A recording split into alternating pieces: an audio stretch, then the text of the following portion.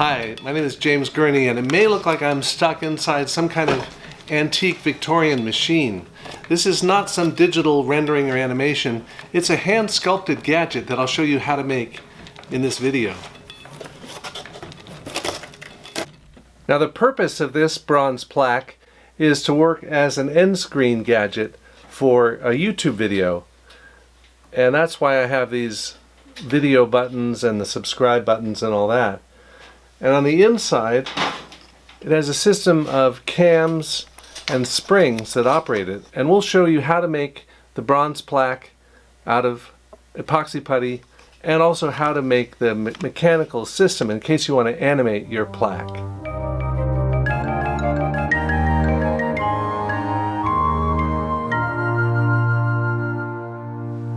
This is what I'm starting with. This is a piece of 1/4-inch birch plywood, and it's cut to a 9:16 proportion. It's actually 6 3/4 by 12, which is a little bit smaller.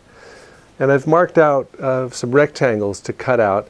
Center one for credits, and then 3 buttons down below, one for watching other videos, another one for, well, actually 2 for watching videos, and then 1 for subscribing. And these will be animated, so it looks like they're going up and down. And the whole, there'll be lettering up here that'll be in relief. Now, these bronze plaques are used for memorials, for heavyweight machinery, for graveyards, and they're made by laying out letters on a background, and once they are laid out, then they're cast in solid bronze. And a lot of street furniture, like manhole covers, is done in cast iron.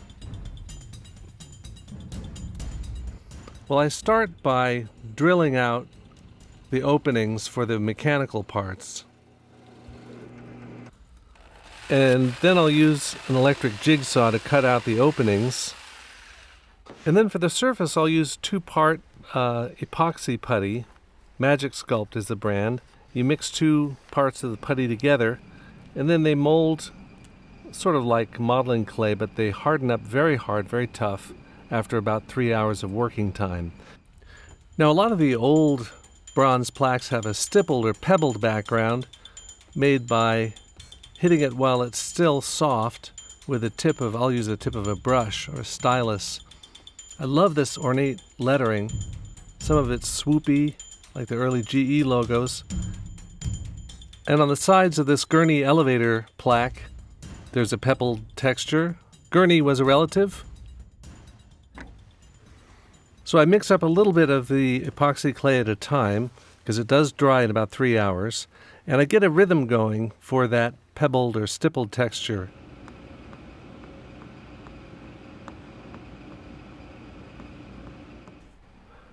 Once that background texture is done, I can start thinking about the lettering. I do a paper overlay, and first with pencil, then fountain pen, I work out the old-fashioned lettering, and then transfer that down to the surface. And now I want to work on the buttons. These are little rectangular shapes that fit into each of the openings. There has to be enough clearance for them to open and close. I hear the lettering going down.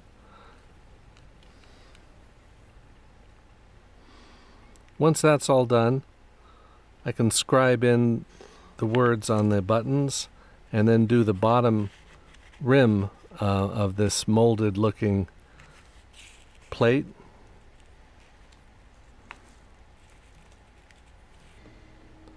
So here's how it looks, just sculpted.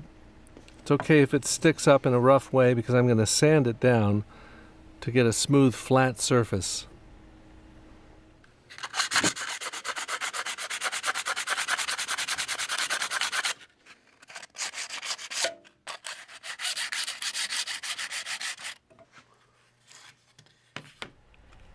Okay, now on the back, I want to have a frame so that I can create a little axle, and that axle will be where I have the cams. Cams are mounted on a shaft, and they are what allow something to go up and down, translating rotational movement into up and down or side to side movement.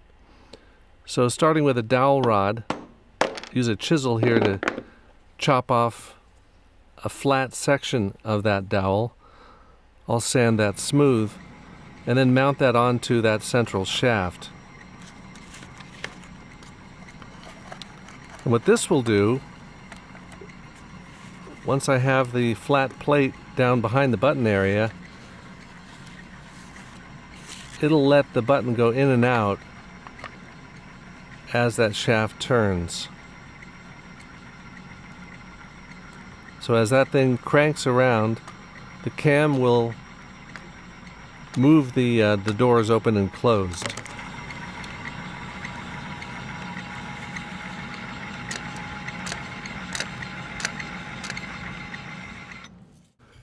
Okay, now I can move ahead to finishing the front and the back. I'll start with some white latex primer to seal the wood.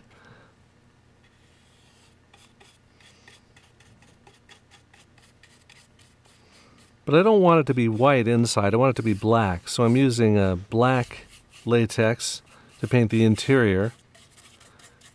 And I'll use some black oil paint on the front to knock down the value from that light gray that is the original color of the two-part epoxy.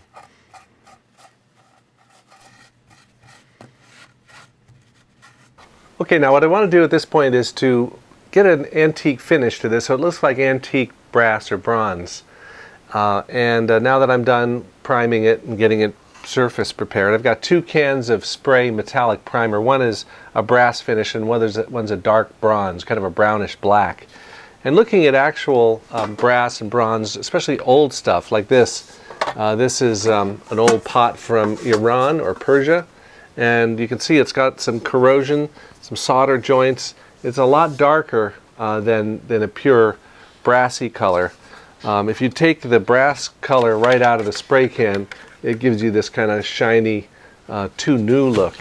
Here's an old copper pot that has this wonderful patina with a lot of this oxidation in the cracks and creases and indentations. And then here's another one. This is not old, but it's been heavily worn. This is my sketch box. This was hammered by Tony Swatton of Men at Arms, and you can see how this kind of dark varnish collects in the darks, in the low areas, and then the higher areas get polished to more of a shine. So that's what I'm going to go for.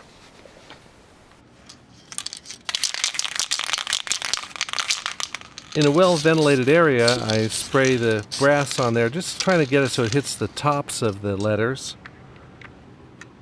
And the darker areas sink down into the base of the letters.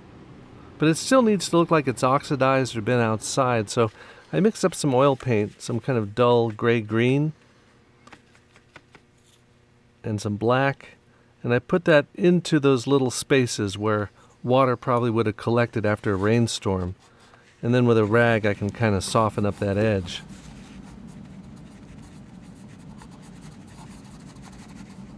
By making this out of epoxy and using oil-based paints, it's pretty robust to the elements, but you couldn't leave it outdoors all the time or it eventually would decay.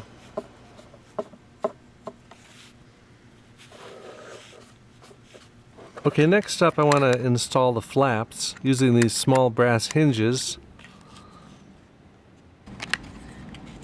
and little brass bolts to hold them in. And I'll need some way to pull those flaps back against the cams. They work fine with gravity, dropping them down onto the cams, but I'll need some springs to pull them back against the cams. Now let's look at the Lego insert that I made here to hold that central roller, the square roller that fits in front of that long space. And this square roller should say credits on the front, and then as you rotate it around it should have social media symbols on it. So let's dig out a section with a chisel.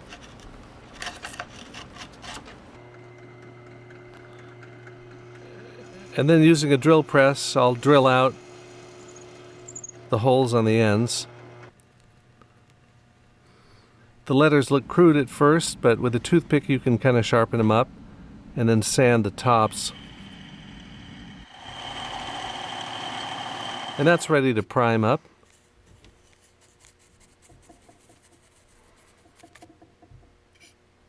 And I can finish it using the same spray paint and everything that I used on everything else. I'll also maybe darken the Legos a little bit so that you can't see them through the opening. The gears on Legos are really wonderful, so I use those just to make them look more like antique bronze. Now on the inside you can see how the cam action works. I need to attach a spring that's held in tension between a little screw eye and the base and another screw eye attached to the flap. That way when you turn the handle, the cams turn and lift up the flaps. Now they're offset in such a way that the buttons can go down at different times. The last thing is to put the social media icons on the little central rotating bar. So Tumblr and Reddit, Pinterest, Blogger, Twitter, and Facebook. So now we're about done, and I can just take this outside and set it up anywhere. Here it is beside the Hudson River.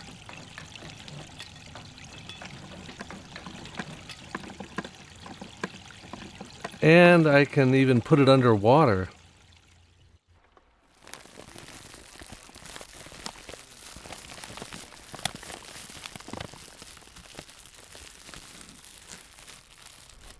Or I can set it up with a still life. It's the gift that keeps on giving. Now one of the things that I built as an added feature to this device is what I call the A-frame. And the A-frame is a piece of plywood onto which I can attach the box here and then put a camera so that everything moves together in a fixed relationship. So wherever the bronze box moves, the camera moves with it. Okay, handheld move. 4, 5. Cart begins to move. I think these analog motion graphics work best and hold her steady when they interact with elements in their environment around them. Big bunch on the right it has to overcome. I've even experimented with freezing the whole device underwater with the camera attached to the A-frame and lifting it through the ice.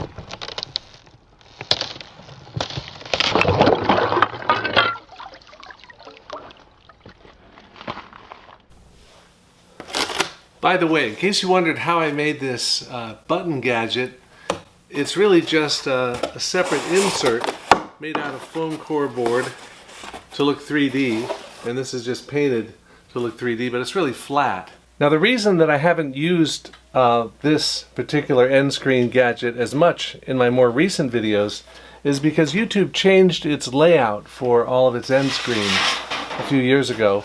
So I built a new device using mouse traps to pop up the video buttons and the subscribe buttons, and this fits the YouTube template. Now if you look up in the corner, I have a link that'll take you to making a video for that. So there's materials down below in the description, links to Amazon so you can order the putty and all that kind of stuff. Hi, hope you enjoyed. There's lots more videos of any of these buttons.